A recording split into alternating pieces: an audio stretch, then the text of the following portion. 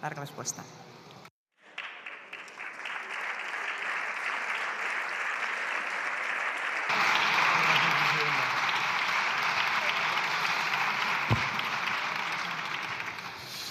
Bueno, muchas gracias, señora presidenta, y gracias, señorías, por sus ideas, por sus propuestas.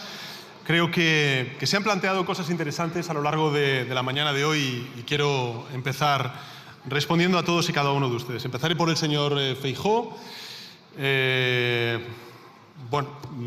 Realmente no ha hecho ninguna propuesta útil, lo ha sintetizado todo en esa palabra, en esa frase de no cuenten ustedes conmigo para nada, ¿no? Pues efectivamente, no podemos contar con ustedes para nada. Llevamos 7 años sin contar con ustedes, por desgracia, cuando hay elementos muy importantes que trascienden el debate ideológico y que claramente encontrarían un consenso social mucho más amplio también entre sus votantes, por ejemplo, con el reciente pacto que hemos propuesto desde el Gobierno de España frente a la emergencia climática después de los incendios, las danas, en definitiva, de toda la situación que se está atravesando en la península ibérica. De hecho, acabo de subir y me comentaba la vicepresidenta tercera que el Banco Central Europeo ha situado a España como uno de los principales países más expuestos a los efectos de la emergencia climática. Bueno, en todo caso, señorías, de nuevo estamos ante lo que estamos. No hay ninguna propuesta útil por parte del jefe de la oposición. Para variar, una intervención vacía, si me permiten, con un recurso constante, por cierto, la sobresimplificación, a la vulgaridad, si me permiten, desde el punto de vista parlamentario y los lugares comunes, ¿no? En fin, la verdad es que hay que tener arrestos para subir aquí y vender al Partido Popular, no solamente personalmente, como el gran defensor del acceso a la vivienda o la lucha contra la pobreza, ¿no? Porque si uno mira lo que ha hecho el Partido Popular en relación con la pobreza infantil, que es, y yo lo comparto, uno de los principales dramas que sufre nuestro país y probablemente el mayor exponente más dramático, sin duda alguna, de la desigualdad en nuestro país. Si es así, si le preocupa, señor Feijóo, la pobreza infantil, ¿por qué le han quitado las becas de estudio a 8.000 niños en la ciudad de Madrid? ¿Por qué han dejado sin becas comedor a 2.100 alumnos en toda una comunidad como la Comunidad de Extremadura, que sufre bastante desigualdad? ¿Y por qué han impedido, por ejemplo, la creación de 15.000 plazas de educación infantil gratuitas en Andalucía o en su tierra, en Galicia? Yo se lo digo, porque ustedes, en fin, pues llaman patriotismo a lo que no es más que clientelismo con bandera. Por tanto, hablemos claro, la pobreza infantil en España tiene una causa principal, que es una política clasista, austericida y privatizadora del Partido Popular allí donde gobierna. No en vano, y quiero además recordarlo desde esa tribuna, el récord de pobreza en este país lo tiene un presidente de gobierno llamado Mariano Rajoy, con un 22%. Y desde que gobernamos nosotros, hace 7 años, no ha parado de bajar y hoy se encuentra en el mínimo de la serie histórica. Es demasiado alto aún, señorías, por supuesto, por supuesto. Pero está claro que la solución a ese problema no son sus mentiras ni sus recortes, son políticas progresistas como, por ejemplo, el ingreso mínimo vital. Recordaba antes, precisamente, conversando con la ministra de Hacienda y la ministra de Inclusión Social, que hay 700.000 hogares, 770.000 hogares beneficiarios del ingreso mínimo vital, señor Feijóo. Bueno, pues un 41% de esos beneficiarios son menores. Son niños y niñas que sufren en sus familias pobreza infantil. Esas son las políticas que tenemos que poner en marcha. Políticas que refuercen el estado del bienestar, que se financien con impuestos. A mí siempre me llama mucho la atención que el Partido Popular, cuando está en la oposición, baja todos los impuestos. Pero cuando sube y accede al gobierno, entonces los sube todos, como ocurrió con Mariano Rajoy. O, si tanto le preocupa la vivienda, señoría, ¿por qué no aplican el control de precios en las comunidades autónomas donde gobiernan y donde se está sufriendo precisamente el alza de los precios de la vivienda? ¿Por qué han votado 2 veces en contra de la ley del suelo, de una modificación que ya no solamente estamos pidiendo nosotros desde el Grupo Parlamentario Socialista, el Gobierno de España, los grupos que apoyan al Gobierno, sino que lo están pidiendo también el sector privado, el sector de la construcción, no solamente ya los sindicatos, sino el conjunto de los agentes sociales? ¿Por qué no lo hacen? Bueno, pues no lo hacen simplemente porque no podemos contar con ustedes para nada, pero no nosotros, sino el conjunto de la ciudadanía para resolver uno de los principales problemas, que es el acceso a la vivienda. ¿Por qué se están negando, por ejemplo, a apoyar el Plan Estatal de Vivienda, que persigue triplicar los fondos para la construcción de vivienda pública protegida? Bueno, pues porque ustedes, allí donde gobiernan, lo hicieron en el Ayuntamiento de Madrid, aquí se ha recordado, lo que han hecho ha sido desamortizar, ha sido vender a fondos buitre esas viviendas protegidas.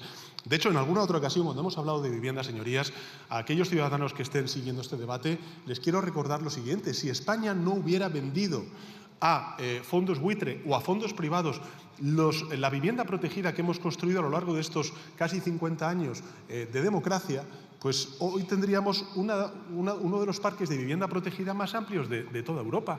Y en cambio lo tenemos en el 2%, por debajo del 5 o 6% que es la media europea, y muy lejos del 15 y el 20% de países como Holanda o países de economías nórdicas. Por tanto, señoría, fíjese en las 2 medidas que anuncia usted para resolver el problema de la vivienda, ¿no? Por cierto, ya que estamos, no sé por qué miente también al respecto, ¿no? Usted ha hecho referencia al último informe de la Comisión Europea, donde afirma, y cito textualmente, que el intervencionismo de nuestra política de vivienda perjudica los precios. Eso es lo que usted ha dicho, señor Feijóo. Y eso es sencilla y llanamente mentira. No hay una sola frase en el informe que haga un reproche al Gobierno de España, ni una sola. Por tanto, dejen de engañar y dejen de citar documentos que no se ha leído. Pero vayamos a las propuestas que hace el Partido Popular en materia de vivienda, ¿no? Si podemos llamarlas propuestas, ¿no? Primero, volver a activar las mismas rebajas indiscriminadas de impuestos que hicieron que el precio de la vivienda aumentara de 1996 a 2004 más de un 160% y que provocaran la burbuja inmobiliaria que posteriormente nos llevó a la crisis financiera, al rescate de bancos con más de 50.000 millones de euros pagados con el esfuerzo de los contribuyentes. Unas rebajas, señorías, que sabemos benefician a los promotores y también a las grandes fortunas. En fin, no tiene nada de sentido volver a repetir errores que nos condujeron a una de las principales crisis económicas de las cuales aún estamos sufriendo las heridas. La segunda medida dice que va a crear una vicepresidencia del Gobierno de España, la primera, dedicada a vivienda. ¿Y a quién se la va a dar usted, señoría? ¿A señora Abascal? ¿A la señora Botella? Yo se lo digo, si se llegase a crear esa vicepresidencia sería para usted, porque Vox ya le está adelantando en las encuestas y a usted solo le dejaría el puesto de copiloto. Pero no se disguste, porque visto lo visto, es evidente que incluso ese papel secundario le quedaría a usted grande. En fin, como ve, señor Feijóo, ha aportado usted 0 propuestas constructivas, así que me resulta imposible comentarlas. En todo caso, yo creo que también es cierto que sus silencios son muy reveladores y me gustaría referirme a ellos, porque nos queda claro, señoría, que a usted el tema de la política europea de vivienda le importa un bledo, que lo de Palestina ni quiere oír hablar de ello, que lo del Pacto Verde directamente reniega y por eso ha votado contra él, como le he reprochado en la primera intervención en el Parlamento Europeo esta misma semana, y por eso está negociando con Vox la abolición de todo lo que tiene que ver con el andamiaje del Pacto Climático en la Comunidad Valenciana para que les den 2 años más de respiro. Y lo están haciendo a pesar de que, como han demostrado varios estudios, la trágica dana del 29 de octubre pues estuvo en buena medida causada por la emergencia climática. No solamente por la negligencia del señor Mazón, sino también por la emergencia climática. Usted, señor Feijóo, se lo he dicho en muchas ocasiones, la principal aportación que ha hecho a la política española es abrir de par en par los gobiernos autonómicos a la ultraderecha. De hecho, se da el caso realmente llamativo en Europa de que ha sido Vox quien ha roto con el Partido Popular, no el Partido Popular quien ha roto con Vox, ¿no? Pero usted está sacando al Partido Popular de todos los consensos sociales, europeos e incluso científicos. Y antes, no recuerdo, me parece que ha sido el portavoz del Grupo Parlamentario Socialista quien ha dicho que efectivamente usted está metiendo al Partido Popular en el equipo de la ultraderecha de Viktor Orbán, el primer ministro húngaro. Una irresponsabilidad que a mí me parece mayúscula y que puede, bueno, pues marcar un antes y un después en la deriva reaccionaria de Europa. Y sé, señoría, que hay a muchos colegas del Partido Popular Europeo que esta deriva suya le desconcierta y preocupa. A mí, desde luego, no me sorprende porque, en fin, usted como presidente de la Xunta de Galicia ya amordazó a los medios de comunicación pública gallegos y solo compareció, como he dicho en mi primera intervención, 10 veces en 13 años y yo llevo 39 ocasiones interviniendo en esta Cámara en comparecencia en 7 años. Usted, en fin, fue aupado a la presidencia de su partido deponiendo a un líder que se atrevió a denunciar la corrupción de la presidenta de la Comunidad de Madrid y a la que usted ampara. Y también, señoría, usted ha permitido que su grupo parlamentario no aplauda a las víctimas, como recordaba antes el portavoz del Grupo Parlamentario Socialista, las víctimas de la Dana que comparecieron por fin un año después en la comisión de investigación en estas Cortes Generales. No les aplaudieron, pero bien que han aplaudido durante un año a Carlos Mazón. Usted, señoría, tiene una visión, yo creo que bastante empobrecedora y autoritaria de la democracia, ¿no? Usted cree que gobernar es, bueno, pues hacerlo con mayoría absoluta, es imponer leyes, no construir acuerdos. Es usar el Parlamento para imponer su ideario y no para reflejar la pluralidad y la diversidad política y territorial de la ciudadanía. A pesar de que ha pasado ya medio siglo desde que arrancó la transición, su partido aún, bueno, pues no ha logrado deshacerse de ese tufillo autoritario, incluso también de su soberbia, ¿no? Y eso pues le ha llevado a aislarse, a dinamitar sus puentes con todos los grupos políticos, excepto con Vox. No ha dejado de llamar la atención que usted en su intervención se ha referido a todos los grupos parlamentarios, salvo a uno, que es ante el que agacha la cabeza. A día de hoy, señoría, es usted el mayor aliado de la ultraderecha en Europa, señor Feijóo. Pero naturalmente no quiere hablar nada de esto. Usted solo quiere hablar de asuntos sobre los que hemos dado cumplida cuenta, siempre, y que deben ser dirimidos en los tribunales. Yo podría recordarle muchas cosas, señoría. Aquí se ha dicho por parte de otros grupos parlamentarios. Pero sí sostendré que este Gobierno es el más limpio de la historia de la democracia junto con el Gobierno del presidente Rodríguez Zapatero. Porque podría recordar los más de 1.000 millones de euros que robaron los miembros de su partido, las 3 sentencias condenatorias que tiene su partido y, en fin, los más de 30 casos de corrupción que tienen ahora mismo abiertos en los tribunales, afectando a figuras tan señaladas como el exministro de Hacienda, el señor Montoro, la vicepresidenta de la Asamblea de Madrid, la señora Millán, o la propia presidenta Ayuso. Podría hablarle de la Gürtel, pero francamente esto ya nos lo sabemos todos y creo que los ciudadanos y ciudadanas están cansados de que estas comparecencias que solamente hablan de nosotros mismos y lo que quieren es que nos centremos en sus problemas cotidianos. Por eso, señoría, yo voy a utilizar esta réplica, creo que para hablar de lo que interesa y realmente importa a los ciudadanos, que son los recortes y la privatización encubierta que están haciendo allí donde gobiernan de los servicios públicos. Porque desde el cambio de gobierno en el año 2018, en España ya no hay una corrupción sistémica en las instituciones. La Gürtel, la Kitchen y Montoro no está en el PSOE, está en el Partido Popular, señoría. Lo que sí es corrupción moral y es dañina para los ciudadanos es la que ustedes aplican allí donde pueden, con el objetivo de desmantelar los servicios públicos, de aumentar las cuentas de resultados de algunas empresas afines a su partido y obtener favores a cambio. Esa es la corrupción que ahora mismo hace más daño a España, señorías. Y mire, su modus operandi es conocido por todos. Si hubiese que ponerlo en una suerte de manual de instrucciones, contaría de 3 capítulos. El primero, recortes; el segundo, privatizaciones; y el tercero, si algo sale mal y te pillan, niégalo todo, miente y culpa a las víctimas. Este es el manual que usted reparte a todos los presidentes autonómicos. Por cierto, es una copia del que aplicaron ya otros expresidentes de gobierno, por ejemplo, el señor Aznar y sus ministros en el 11M, en el derrame del Prestige, en los incendios de Galicia en 2012 o también en el escándalo de Jack 42. Un manual que sus presidentes autonómicos están aplicando hoy, allí donde pueden, con el apoyo de su dirección y su complicidad. Empecemos por el primero de los varones, señoría, el caído Carlos Mazón. La gran contribución de Carlos Mazón a la seguridad de los valencianos fue desmantelar la Unidad Valenciana de Emergencias en noviembre del año 2023. Recortar 13 millones de euros de protección civil y prevención. Reducir a la mitad los presupuestos para encauzamientos, ramblas y barrancos. Y nombrar como responsable de emergencias a un señor experto en, abro comillas, asuntos taurinos, según rezaba su propio currículum. Después se produjo el desastre. Y ya nos imaginamos qué hizo el señor Mazón mientras ocurría. La pregunta es, ¿qué hizo el señor Feijóo? ¿Qué hizo el señor Feijóo? Usted se plantó en Valencia el 30 de octubre y dijo que estaba enterado de todo al minuto y que Mazón le había informado, cito textualmente, en tiempo real de la evolución de la Dana ya desde la tarde del día 28 de octubre.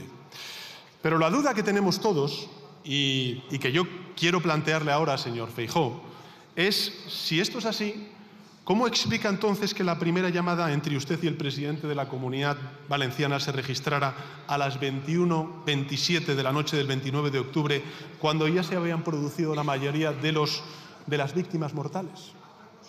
¿Nos lo puede decir, señor Feijóo? ¿Puede responder a ello? ¿Puede usted decirlo, señoría? ¿Qué pasa, que le llamaron desde una cabina telefónica? ¿Le llamaron desde una cabina telefónica? No responde. Yo se lo digo, señor Feijóo. La explicación es que ustedes mintieron. Es que empezaron a mentir el mismo día 30 y no dejaron de mentir durante un año que vino después. Mintió usted el 31 de octubre. Mintió usted el 31 de octubre cuando declaró que los protocolos de la Comunidad Valenciana se habían cumplido, cosa que era falsa. De hecho, 2 semanas más tarde, el propio Mazón tuvo que reconocer públicamente, y cito textualmente, que los protocolos fallaron. Mintió usted el 31 de octubre cuando dijo que la EMET y que la Conferencia Hidrográfica del Júcar no habían emitido las alertas pertinentes, a pesar de que generaron más de 62 avisos y 194 notificaciones electrónicas. Mintió usted el 31 de octubre cuando acusó al Gobierno de España de no haber informado nada, al tiempo que el propio Mazón agradecía la información y la ayuda al Ejecutivo. Y mintió usted el 9 de enero de 2025 en un acto con alcaldes y alcaldesas del Partido Popular de Valencia, cuando dijo que Mazón estaba haciendo un gran trabajo. Y una semana después, el 13 de enero, tuvo que reconocer que Mazón estaba, y cito textualmente, noqueado. Y mintió usted el 14 de abril, señoría, cuando afirmó que el Gobierno de España había invertido, cito, 0 euros en la reconstrucción de las zonas afectadas por la Dana, a pesar de que para entonces ya habíamos transferido, señorías, 5.000 millones de euros y de que la Generalitat de la Comunidad Valenciana tan solo había abonado 454 millones de euros, es decir, 10 veces menos de lo que ha invertido el Gobierno de España en la reconstrucción y en la atención de las víctimas de la Comunidad Valenciana. Y mintió usted el 18 de abril y el 10 de junio, cuando declaró que Mazón estaba haciendo una buena gestión y repito sus palabras textualmente, señoría, estaba dando la cara. Dice usted que el señor Mazón estaba dando la cara, a pesar de que tardó medio año en reunirse con las víctimas y casi 1 en conceder una entrevista. Dígame, señor Feijóo, si Mazón lo ha hecho tan bien, ¿por qué afirmó usted la semana pasada que su dimisión había sido una decisión correcta? ¿Por qué apoya ahora su salida? ¿Mintió usted durante un año entero o miente usted ahora?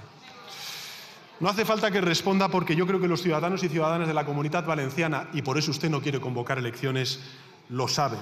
Usted miente siempre. Pero yo le voy a decir la verdad, señor Feijóo. Sí, convoque elecciones y deje hablar al pueblo valenciano. Y no pacte con los negacionistas de Vox. Yo le voy a decir la verdad. Mire,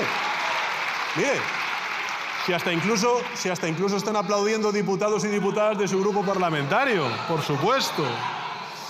La triste verdad, señoría, es que los recortes y las negligencias del señor Mazón al frente de esa institución han costado cientos de vidas y miles de millones de euros a la Comunidad Valenciana y también al conjunto de españoles y españolas que con su solidaridad están pagando esa reconstrucción. Y que usted también es corresponsable de esa tragedia, señoría, y que ha preferido taparlo, y lo ha hecho por intereses personales por encima de los intereses de los valencianos y de las valencianas. Y lo más triste de esta historia es que usted está haciendo algo parecido en el resto de territorios que gobierna su partido. Aquí se ha dicho por parte de otros grupos parlamentarios, no solamente del Grupo Parlamentario Socialista o del Gobierno de España. Fíjese en Andalucía. Vamos a Andalucía. Las privatizaciones y negligencias del presidente Moreno Bonilla, que ya he cuantificado en mi primera intervención, han causado el mayor escándalo sanitario de nuestro país en décadas. Miles de mujeres cuyos cuerpos y vidas se han puesto en serio riesgo, en serio peligro. ¿Y qué han hecho ustedes? Tirar del manual, negarlo todo, mentir y cuestionar y señalar a las víctimas, diciendo que son socialistas. El 25 de septiembre el señor Moreno Bonilla afirmó públicamente lo siguiente, señor Feijóo, que en Andalucía no existían listas de espera para pacientes oncológicos. Eso dijo el señor Moreno Bonilla el 25 de septiembre. Pero eso es rotundamente falso. Hay evidencias que demuestran los retrasos en pruebas claves como mamografías, como ecografías y como biopsias, señor Feijóo. El 9 de octubre la Junta negó que existieran conciertos con clínicas privadas para la realización de mamografías, señor Feijóo. Bueno, pero ¿es que a usted no le informa el señor Moreno Bonilla de lo que está pasando en Andalucía? Yo le informo.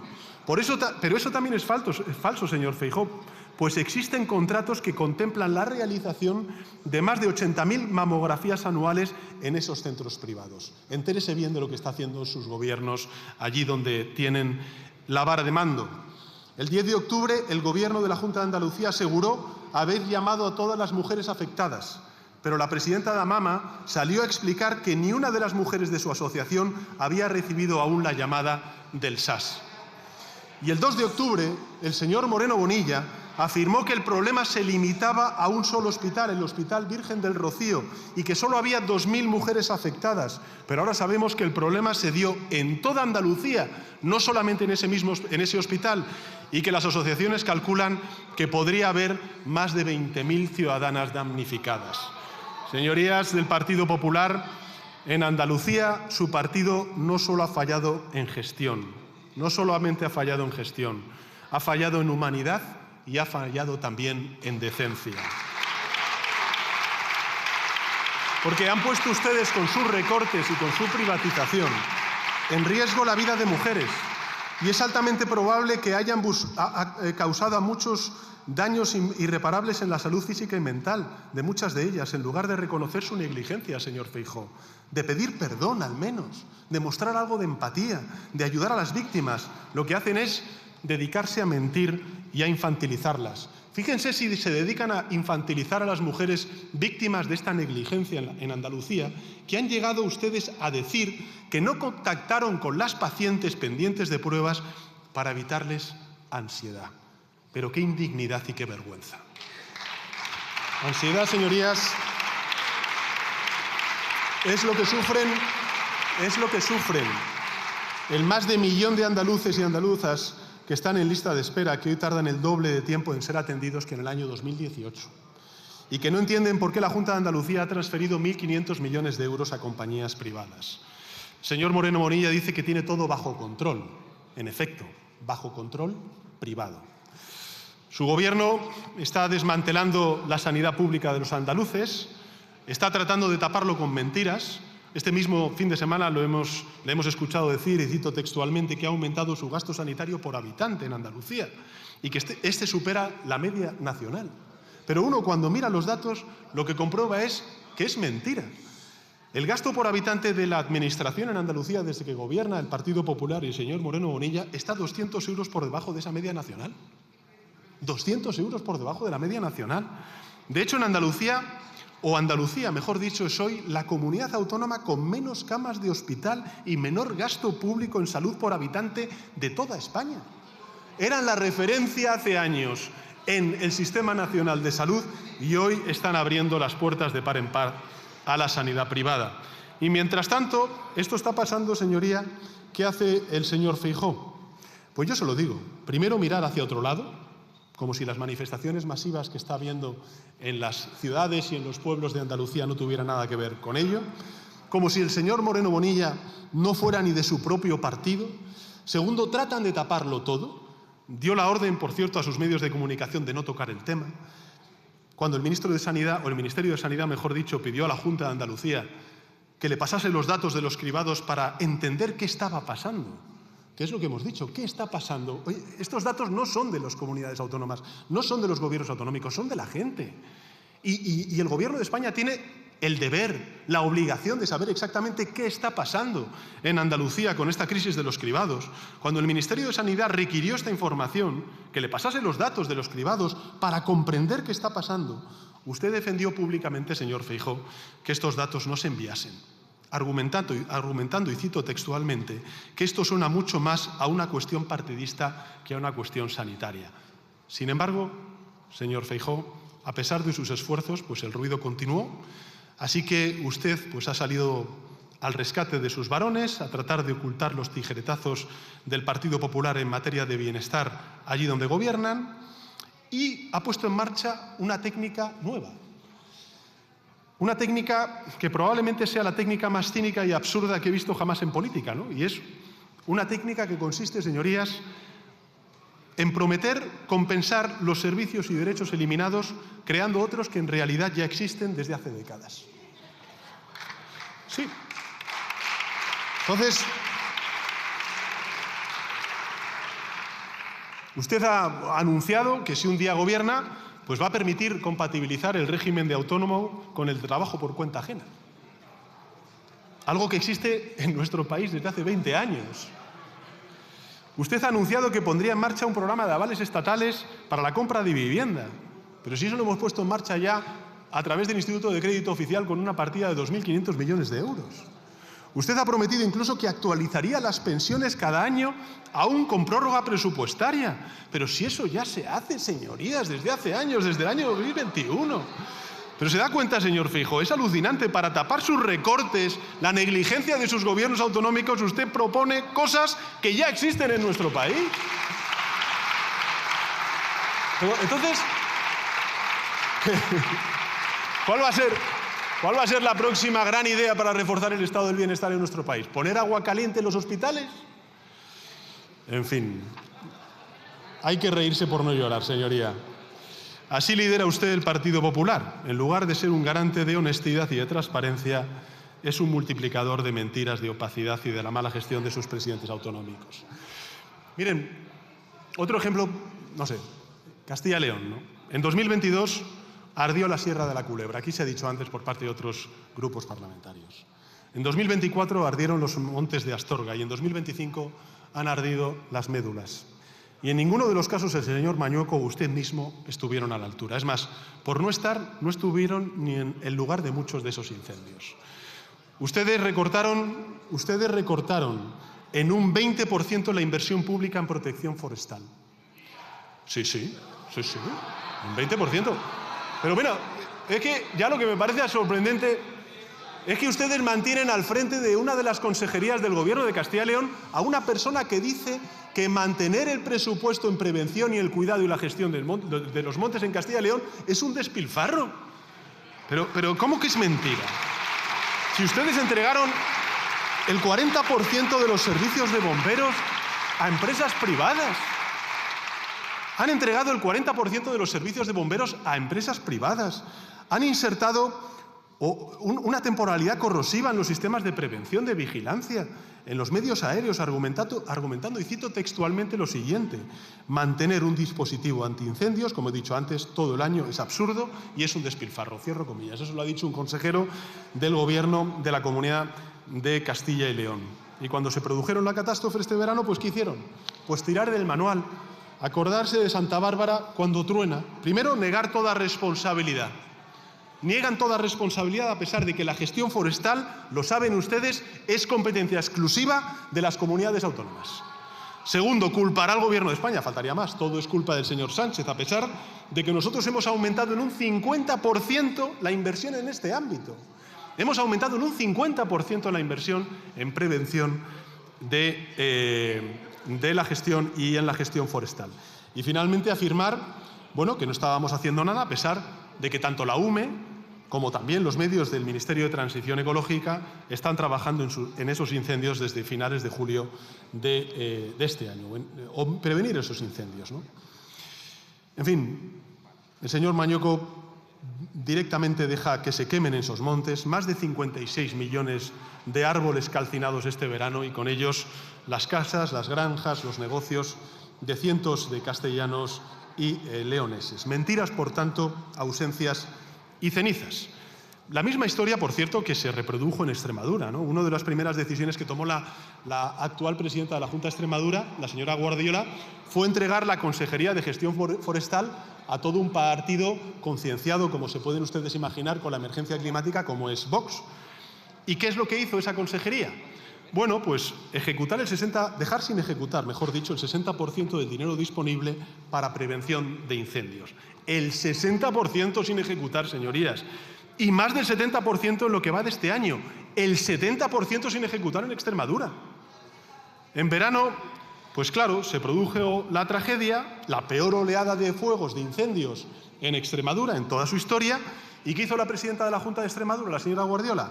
Reconoció su error, articuló una relación constructiva con el Gobierno de España. ¿Qué va? Se dedicó a hacer política, o mejor dicho, politiquería, solicitó el doble de recursos que existen en toda la Unión Europea, mientras mantenía retenes de bomberos sin activar en Extremadura. Un ridículo espantoso que resultó en explotaciones agrícolas, naves y 50.000 hectáreas calcinadas. Y lo más lamentable de todo es que el desastre de la Jarilla es solo la punta del iceberg de una gestión absolutamente irresponsable, austericida, que está llevando a cabo el Gobierno del Partido Popular en Extremadura. Les recuerdo que la señora Guardiola ha recortado 65 millones de euros en impuestos a las rentas más altas, al mismo tiempo que ha dejado a 7.100 estudiantes sin becas comedor o transporte escolar. Y que ha recortado, bueno, pues plazas de profesores, de financiación de las escuelas, hasta hacer que Extremadura pues sea la cuarta comunidad autónoma que menos invierte en educación de todo el país. Esta es la hoja de servicios de la señora Guardiola, imitar a la señora Ayuso a costa de los intereses de su propia tierra.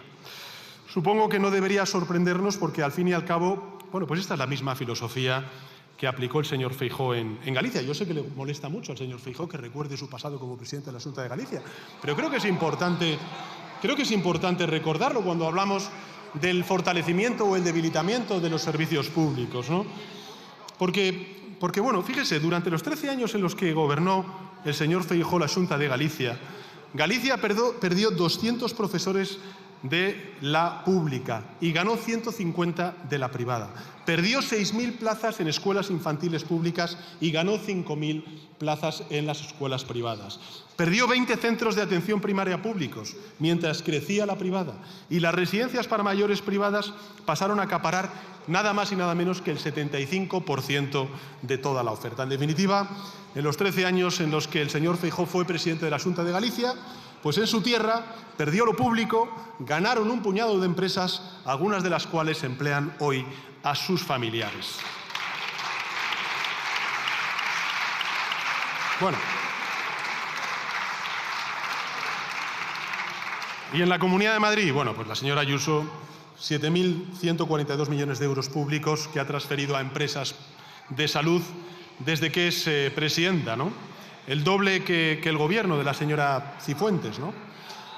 Claro, al mismo tiempo, todos hemos visto a esas mismas empresas pues pagar contratos y comisiones por valor de casi 5 millones de euros a su hermano, a su exnovio, a su padre, a su madre, a su actual pareja, que a su vez usa ese dinero para pagar el ático de lujo en el que viva la señora presidenta de la Comunidad de Madrid. Eso sí que es economía circular y no lo que defienden los ecologistas. El clan Ayuso-Quirón, señorías, el clan Ayuso-Quirón se está forrando a costa de todos. El clan Ayuso-Quirón se está forrando a costa de todos. ¿Y qué hace el señor Feijóo? Pues callarse, mirar para otro lado, no vaya a ser que le hagan como al señor Casado. Usted calla mientras la Comunidad de Madrid maltrata a sus profesionales sanitarios, usted calla mientras ningunea a miles de pacientes cada día y usted calla incluso cuando miente a la gente, como acaban de ocurrir con el escándalo de las colonoscopias. Mire, señor Feijóo, no sé si se ha enterado, yo si no le informo, más de medio millar de pacientes a quienes la Comunidad de Madrid comunicó de manera oficial que sus pruebas habían dado negativo, cuando en realidad habían dado positivo y reflejaban un riesgo significativo de cáncer, por ejemplo, como el de colon. Ustedes, de nuevo, ¿qué hicieron? No solamente han recortado, no únicamente han privatizado, sino que de nuevo han mentido. Y cuando los medios de comunicación les descubrieron, han dicho que es, y cito textualmente, un error informático. Exactamente la misma excusa que ha utilizado la Junta de Andalucía, el señor Moreno Bonilla, con las mamografías en Andalucía. En fin, señor Feijóo, yo voy a ser comprensivo sobre la situación en Madrid, no le voy a reprochar nada porque ambos sabemos que usted en la Comunidad de Madrid manda menos que Jar Jar Binks en el Senado Galáctico. Pero en el resto del país, sí se le presupone un cierto liderazgo, ¿no? Y la realidad es que usted o no lo ejerce o simplemente pues permite que se impulse el desmantelamiento del estado del bienestar que heredó de sus maestros el señor Feijóo y el señor Aznar y el señor Rajoy. Me encantan estos debates interactivos que tengo con todos. La verdad es que es curioso porque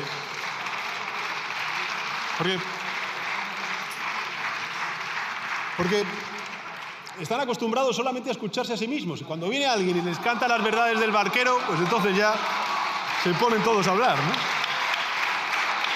Pero en fin.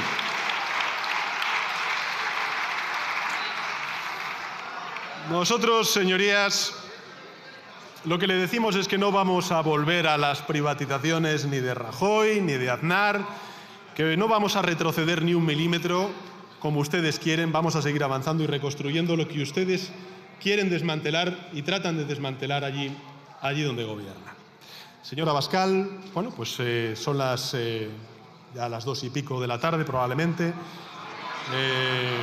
Ha intervenido hoy en esta Cámara. Ha intervenido en esta Cámara el señor Abascal, como interviene siempre, perdonándonos la vida, ¿no? Amenazándome como el señor Feijóo, ¿no? Bueno, pues nada, muy bien, es lo que ha quedado la oposición de este país, ¿no? Ha venido dispuesto a dar lecciones de integridad. Aquí todos somos corruptos. Si somos del PSOE o del independentismo o de cualquier formación política que apoye al gobierno de coalición progresista, todos somos corruptos, salvo él, que lleva escrita la palabra corrupción en la frente. Seamos francos, señor Abascal, tanto que le gusta a usted esa palabra. ¿Puede hablar usted de corrupción, de verdad, señor Abascal, perdón, cuando se pasa un año entero sin hacer nada, cobrando 80.000 euros de todos los españoles en el chiringuito que le creó la presidenta Aguirre en la Comunidad de Madrid? ¿Puede usted de verdad venir aquí, subir a la tribuna y dar lecciones de ejemplaridad y de regeneración? Sí, claro, ya sé que usted tiene la cara muy dura. Usted puede decir eso y mucho más. Lo tengo muy claro. Claro,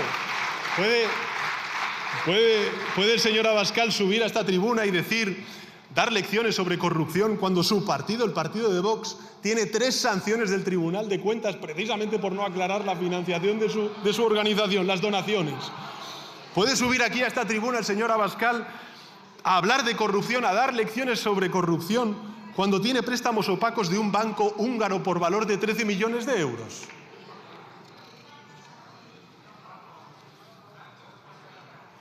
Porque usted habla de corrupción cuando han sido apercibidos por donaciones de hasta 11 millones de euros, señor Abascal. Donaciones de hasta 11 millones de euros que hace su partido a una fundación en la que, oh casualidad, usted es presidente vitalicio, que es la Fundación Disenso.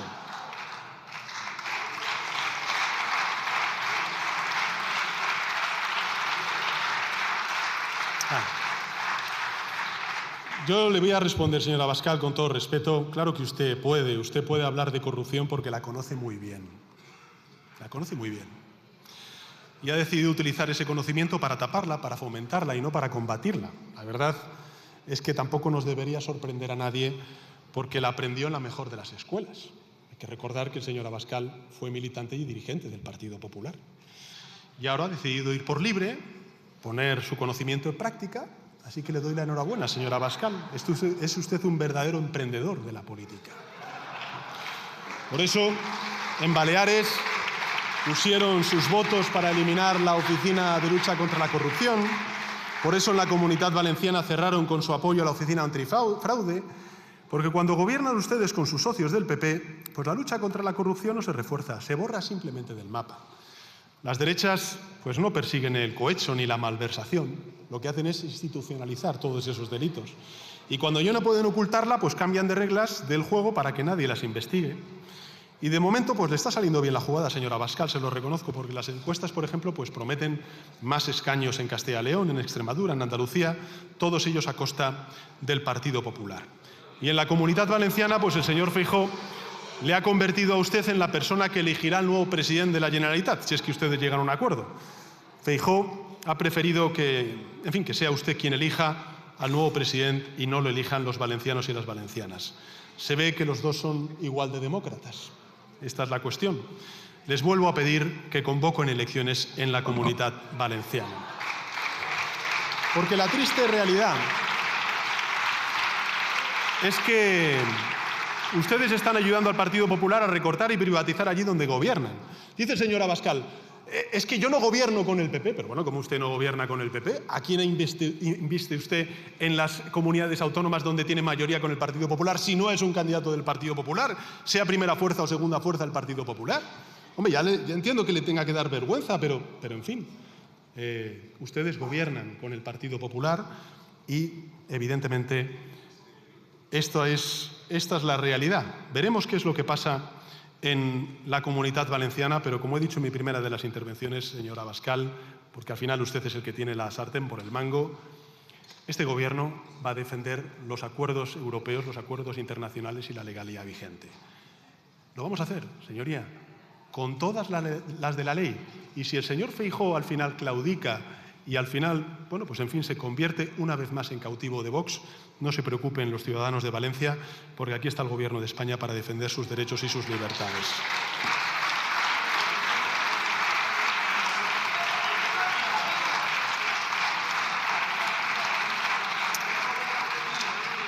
Vuelve usted con el raca-raca de la migración. Yo le podría dar de nuevo datos sobre la migración, invasión de la migración. ¿Pero qué invasión de la migración, señoría?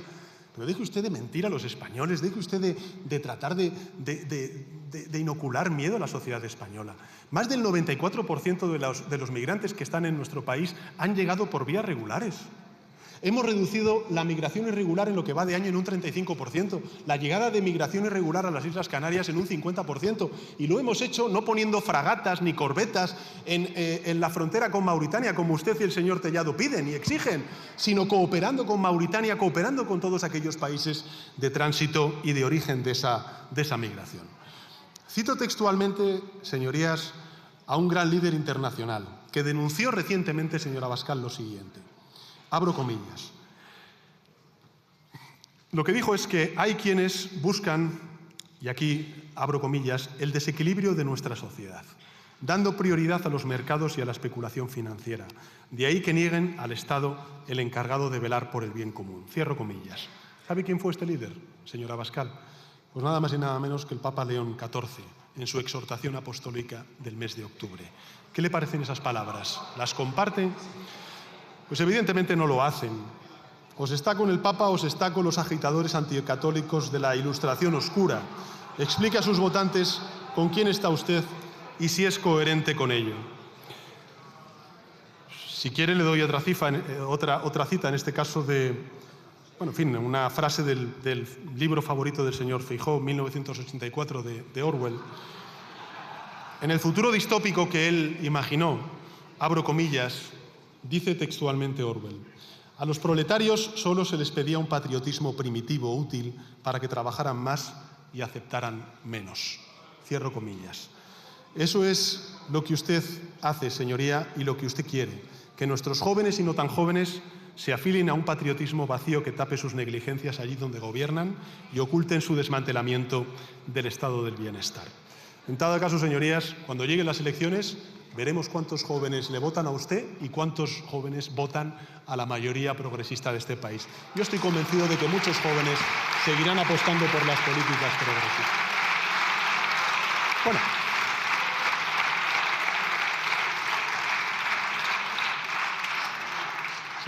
Señor Abascal, usted me ha dicho que me calle. Desde aquí ha dicho, cállese. Yo no me callo ni bajo el agua, señor Abascal.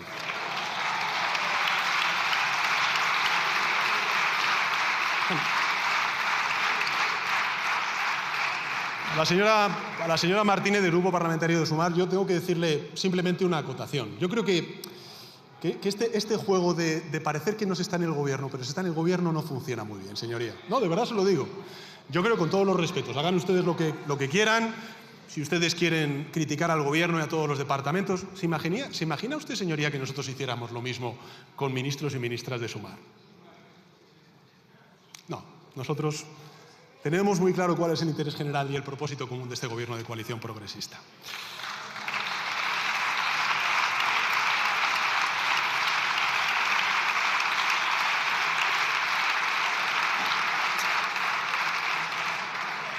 Al señor Rufián, de Esquerra Republicana, bueno, yo estoy completamente de acuerdo. Creo que efectivamente, como lo he dicho antes al señor Feijóo, la Gürtel, la Kitschel, el señor Montoro, pues están en el PP. Usted también ha hablado sobre la corrupción moral, que efectivamente puede ser ilegal, pero desde luego hace un daño irreparable a la clase media trabajadora de nuestro país. Y como he dicho en mi primera de las intervenciones, y ha sido objeto de esta comparecencia también, es que hemos aumentado en más de 300.000 millones de euros las transferencias a las comunidades autónomas. Es decir, la gran paradoja es que este gobierno está transfiriendo recursos para que las comunidades autónomas puedan fortalecer las políticas públicas, y lo que hacen esas comunidades autónomas es precisamente lo contrario. Yo, desde luego, celebro el que usted, señoría, haga referencia a la Agenda 2030, que la defienda, como la defiende también el gobierno, no solamente en las políticas nacionales, sino también en las políticas y en los espacios multilaterales. Usted me reprocha, señoría, porque ustedes han sido perseguidos, han dicho que han sido víctimas.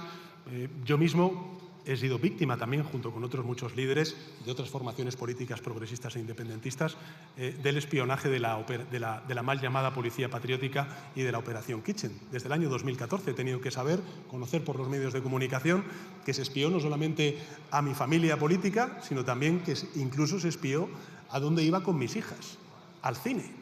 Eso es lo que se hizo por parte de la mal llamada Policía Patriótica, con lo cual yo creo que ese ejercicio de empatía también se exigiría por su parte, ¿no?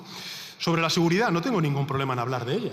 De hecho, señor Rufián, lo que ha hecho este gobierno ha sido aumentar los recursos de las fuerzas y cuerpos de seguridad del Estado, también, efectivamente, de los Mossos d'Esquadra en efectivos, como hemos pactado con su grupo parlamentario. Y sobre la migración, señoría, usted dice, tenemos que hablar de la migración y eso no significa comprar el marco de la derecha. Yo lo comparto completamente. Yo he hablado sin ningún tipo de tapujos del desafío que representa la migración. Pero usted solamente se queda con un ángulo, y es el securitario, si me permite, el desafío sobre la integración en los barrios de la migración. Por cierto, que no es competencia del Gobierno de España, es competencia de las comunidades autónomas y de los ayuntamientos. Pero en todo caso, si hablamos de la migración, recordemos cuál es el desafío que tiene por delante nuestro país. Como todas las sociedades occidentales, o queremos sociedades abiertas y prósperas o sociedades cerradas y empobrecidas. Yo aquí he dado datos en otros debates cuando hemos tenido que hablar de la migración. Si nosotros no revertimos esta tendencia demográfica, este invierno demográfico que sufre España, nosotros en 20 años vamos a tener la misma fuerza laboral que en 1990. Y eso significará que el crecimiento potencial será menos de un 1%, y eso significará que no vamos a poder financiar el estado del bienestar en sus actuales condiciones. Por tanto, aquellos que defienden que no haya migración, aquellos como la ultraderecha y la derecha, desgraciadamente, que ha claudicado esa ultraderecha, que defienden la deportación de la migración, lo único que están ofreciendo a la ciudadanía española es pobreza. Es pobreza. Nosotros, desde luego, claro que queremos entrar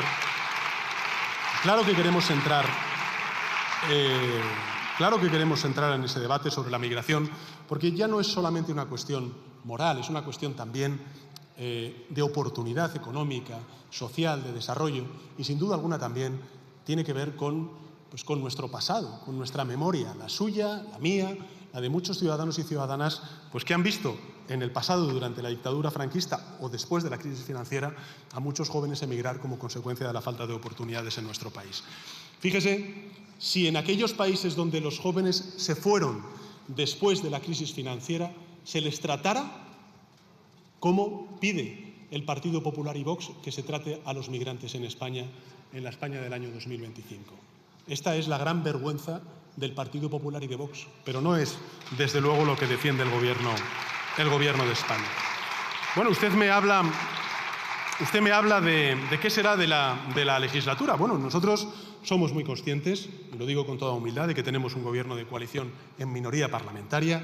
Somos muy conscientes también, señoría, de que es una mayoría parlamentaria muy compleja. También le diré una cosa, la realidad es la realidad, y la realidad emanada de las urnas es este Parlamento tan complejo desde el punto de vista de los grupos parlamentarios. Y yo, en mi primera intervención, exigí, no se lo digo a usted, se lo digo a todos los grupos parlamentarios, agradezco vaya por delante siempre la actitud constructiva del Grupo Parlamentario de Esquerra Republicana, siempre pediré a todos los grupos parlamentarios que sean conscientes de que aquí hay fuerzas pues muy antagónicas en lo ideológico, que bueno, pues están escoradas a la derecha, otras a la izquierda, y que por tanto necesitamos también encontrar marcos comunes para poder sacar adelante muchas de estas medidas, ¿no?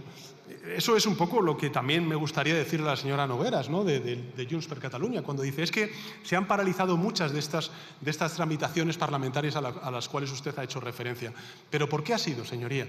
Pues ha sido simple y llanamente porque no se ha llegado a un acuerdo con su grupo parlamentario. No se ha llegado a un acuerdo, señoría, porque no solamente están ustedes, están otros grupos parlamentarios que tenemos también que encajar para poder sacar adelante esas leyes. Y eso, en fin, no tiene nada que ver con una falta de voluntad política por parte del Gobierno o del Grupo Parlamentario Socialista. La tenemos total porque queremos cumplir con todos nuestros acuerdos, en su caso con los acuerdos de Bruselas.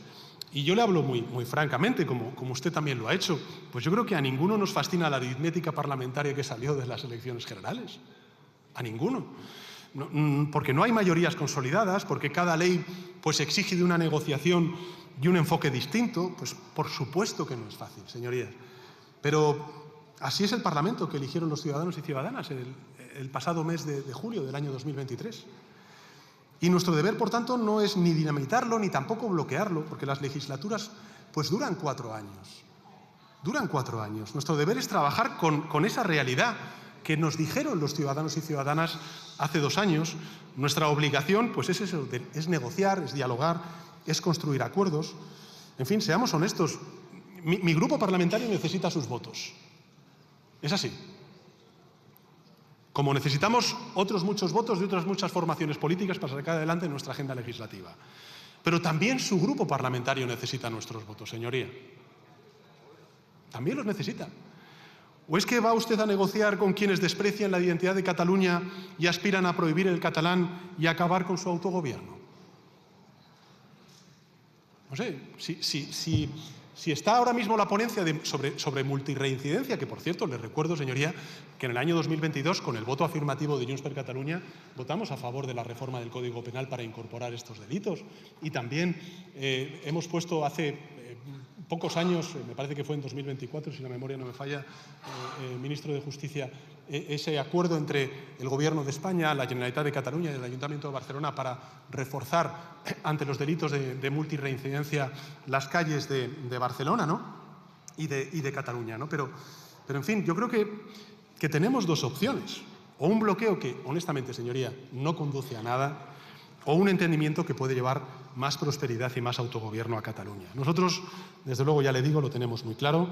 Vamos a seguir haciendo lo que hemos venido haciendo, que es negociar, que es trabajar para cumplir con nuestros compromisos, también con los de Junts per Catalunya, con los demás grupos parlamentarios que apoyaron mi investidura y con los millones de españoles a quienes representamos. Ustedes también representan y usted, bueno, pues legítimamente se erige en la voz de Cataluña, de los catalanes y catalanas, pero humildemente les recuerdo, señoría, que el primer partido votado en Cataluña pues es el Partido de los Socialistas Catalanes y, por tanto, algo tendremos también que decir nosotros, ¿no? En todo caso, creo que hemos logrado grandes acuerdos, ¿no?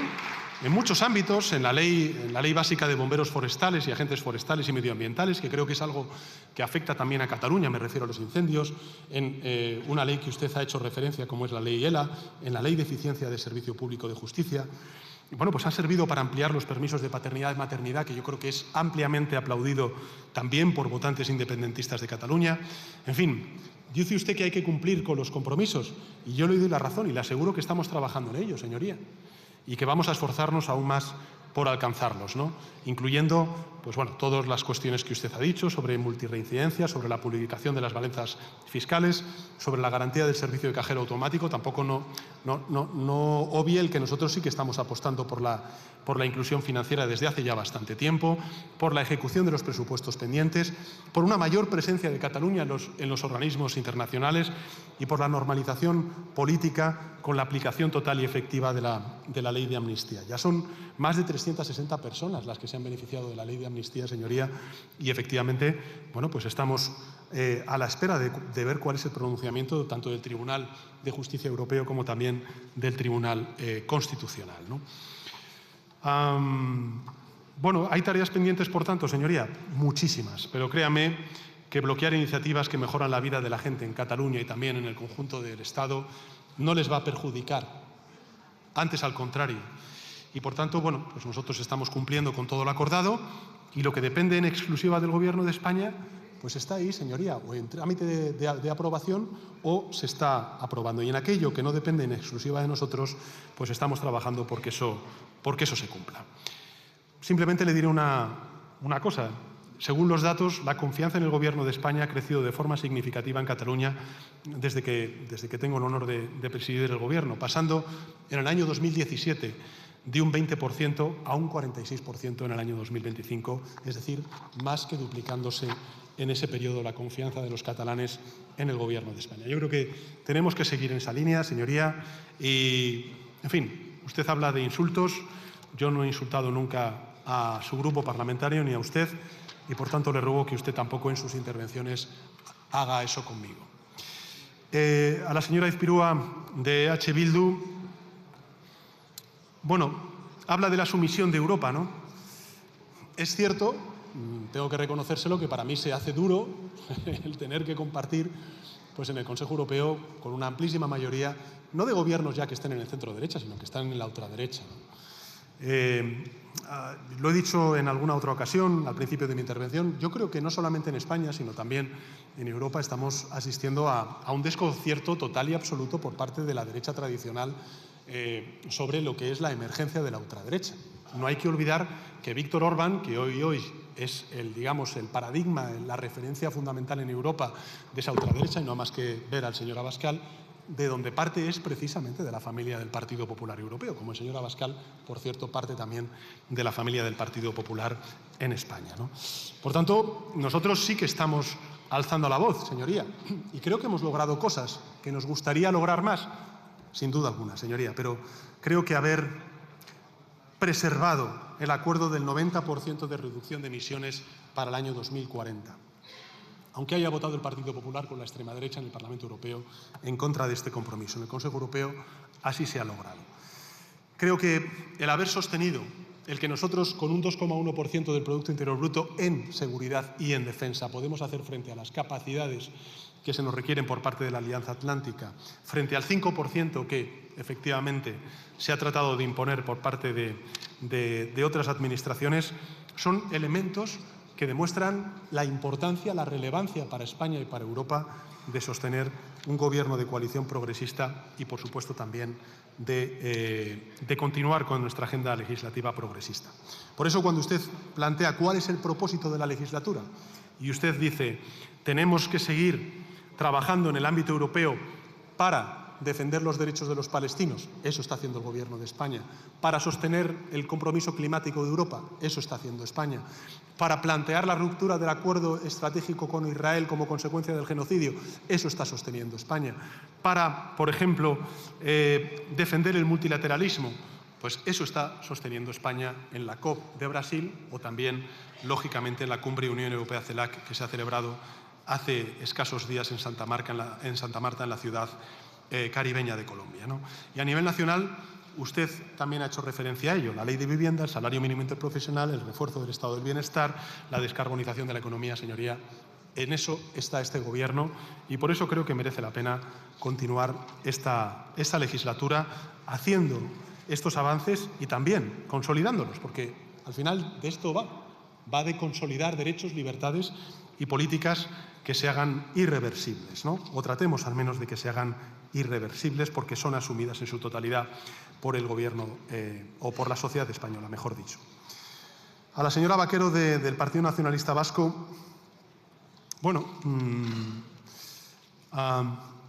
sobre la Unión Europea, usted ha hablado de Ucrania.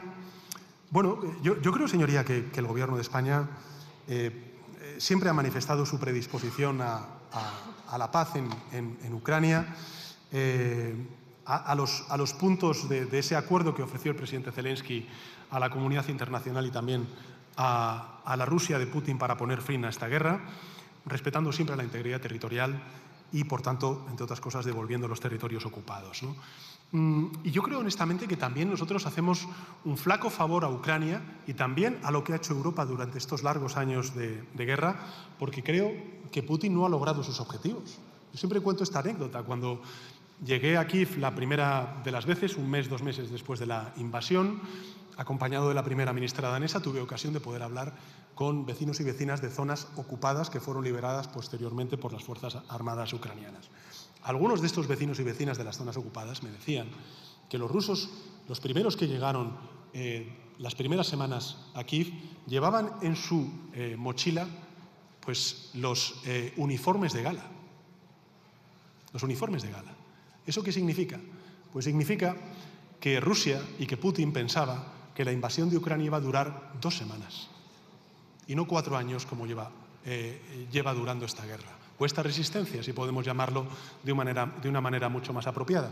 Y eso tiene que ver también con la solidaridad y con la corresponsabilidad de Europa en lo que es el prestar, bueno, pues ayuda no solamente humanitaria, como estamos haciendo, ayuda también para el suministro eléctrico o ayuda también militar, formación, capacidades, en definitiva, como está haciendo Europa y también España.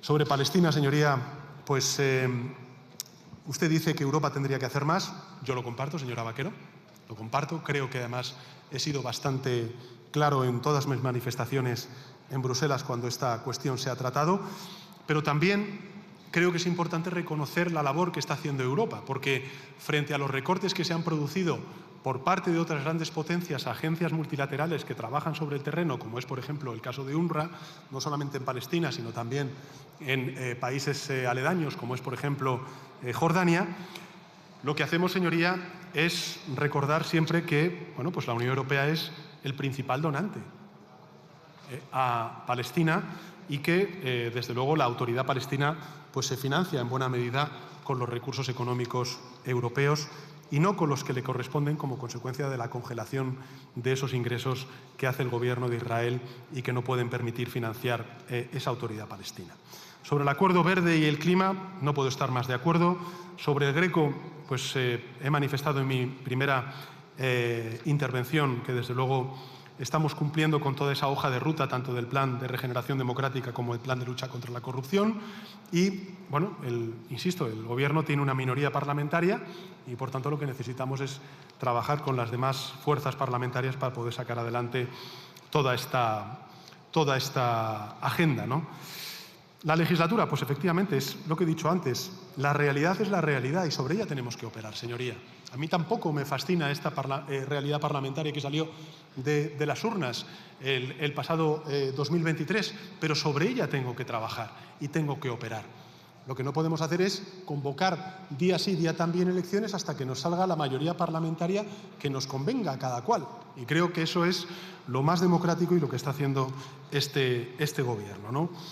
Dice usted, unos contra otros. Yo tengo que decirle, señoría, que defiendo con convicción mis ideas, las políticas que implementa y desarrolla el Gobierno de coalición progresista, pero tengo que decirle también, señoría, que esta polarización a la cual usted parece que más o menos nos pone al mismo nivel es absolutamente asimétrica. Yo no insulto a sus señorías del Partido Popular y de Vox. Puedo decir lo que pienso sobre ellas, pero no les insulto, ¿vale? A ver, yo no os insulto, señoría. Otros vinieron a insultar, o mejor dicho, a no insultar, y en lo que han quedado. Señora Belarra, bueno, hay cosas que ya... Habla, por ejemplo, de la economía del país, y efectivamente tiene razón. Una cosa es la macroeconomía, otra cosa es la microeconomía. Pero es tan importante la macro como la microeconomía. Para que se cree empleo tiene que crecer la economía, que es lo que está haciendo. Se está creando empleo y creo además que es justo reconocerlo con una calidad y una dignidad que no tenía con marcos laborales previos, con la contrarreforma, por ejemplo, del señor Rajoy después de la crisis financiera.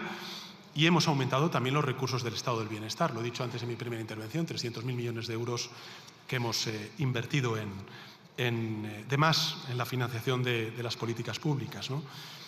Usted dice, bueno, pues propone una serie de reformas y dice, para ir contra, para reventar, ha utilizado el término reventar, ¿no? Bueno, yo comparto lo que haría un gobierno del Partido Popular con Vox, pero discrepo. Nosotros no gobernamos contra nadie, señoría. Nosotros gobernamos a favor de una mayoría, voten lo que voten. Cuando revalorizamos las pensiones, cuando aumentamos las becas, cuando aumentamos el salario mínimo interprofesional, cuando ponemos pie en pared ante el retroceso que se está dando en aquellos gobiernos autonómicos o municipales en lo que tiene que ver con la cuestión LGTBI o, sin duda alguna, también feminista, desde luego lo estamos haciendo en beneficio de los hombres y las mujeres que votan, lo que quieran libremente y afortunadamente en nuestra democracia, ¿no? Sobre la migración, dice usted aprobar la iniciativa legislativa popular. Bueno, estamos escuchando sus propuestas. Es, insisto, necesario el concurso, la participación de todos los grupos parlamentarios. Ojalá podamos hacerlo. Con todo, ya sabe usted, señoría, que, bueno, pues que hemos reformado el reglamento de extranjería y estamos efectivamente normalizando la situación de muchos de esos migrantes que están aportando a la prosperidad y al desarrollo de nuestro país. Sobre el rey Juan Carlos y las memorias, pues bueno, yo creo que lo que he tenido que decir ha hecho referencia a mi última entrevista en un medio de comunicación, pues ya he dicho lo que tenía que decir. Sí que tengo que decirle que me resulta particularmente doloroso en un país donde hay familias que todavía buscan los restos de sus familiares en las cunetas de nuestro país, escuchar al rey emérito hacer y dar loas al dictador Franco. A mí me resulta particularmente doloroso. Y sobre Palestina, bueno, pues estamos a la espera de la resolución del Consejo de Seguridad de Naciones Unidas que materializará no solamente Egipto, sino también la cumbre de alto nivel que se dio en Naciones Unidas, auspiciada por Arabia Saudí y Francia, en el seno de Naciones Unidas. Y, en fin, como he dicho en mi primera intervención, seremos constructivos y estaremos vigilantes, ¿no? Al señor Rego,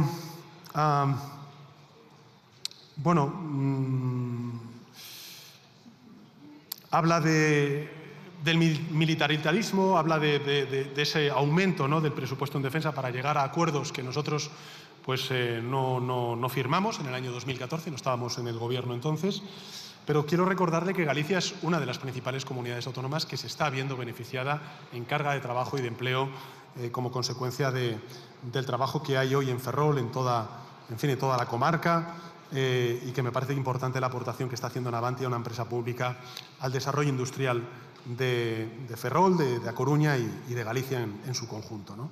También en otros muchos territorios del país.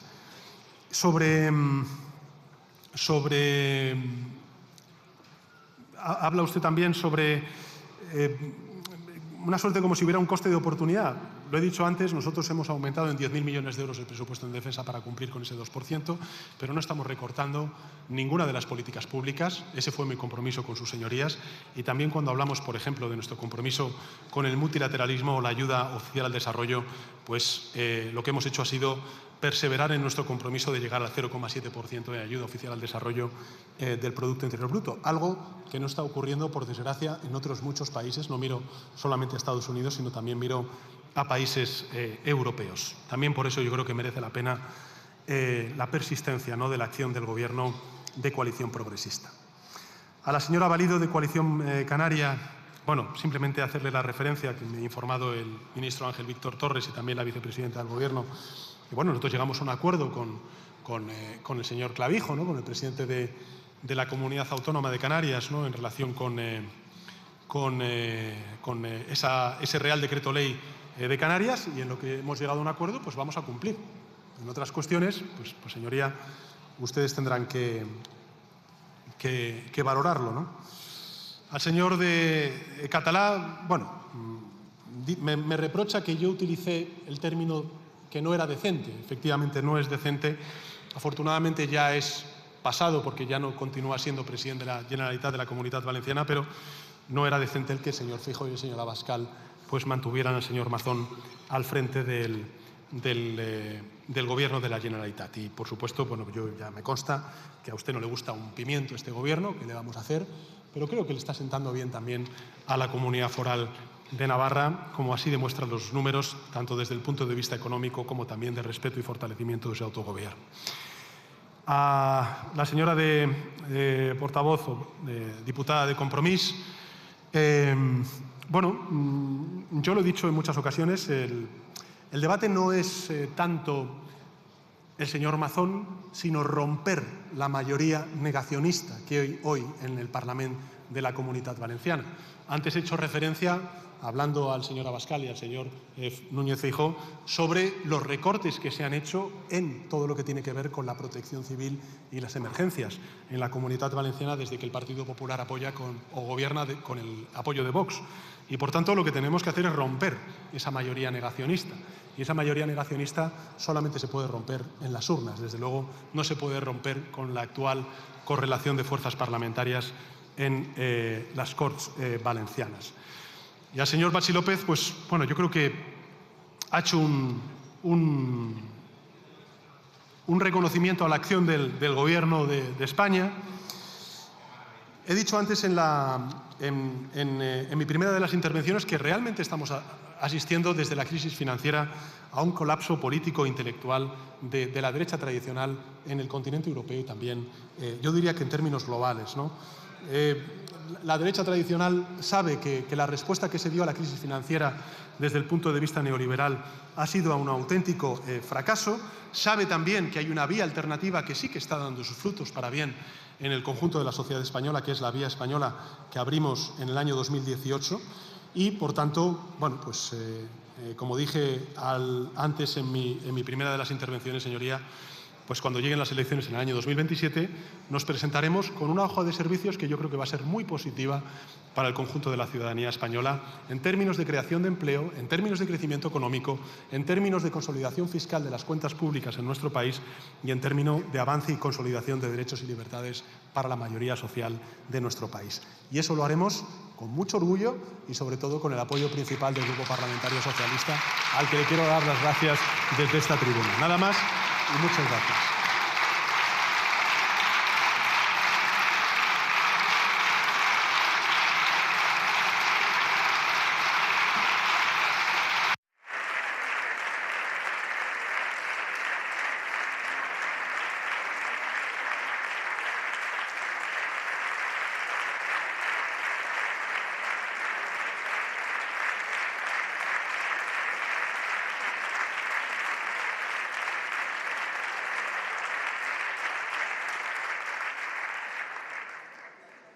Muchas gracias, señor presidente. A continuación intervendrán los diferentes grupos parlamentarios. En primer lugar, por el Grupo Parlamentario Popular, tiene la palabra el señor Núñez Feijóo. Cuando quiera.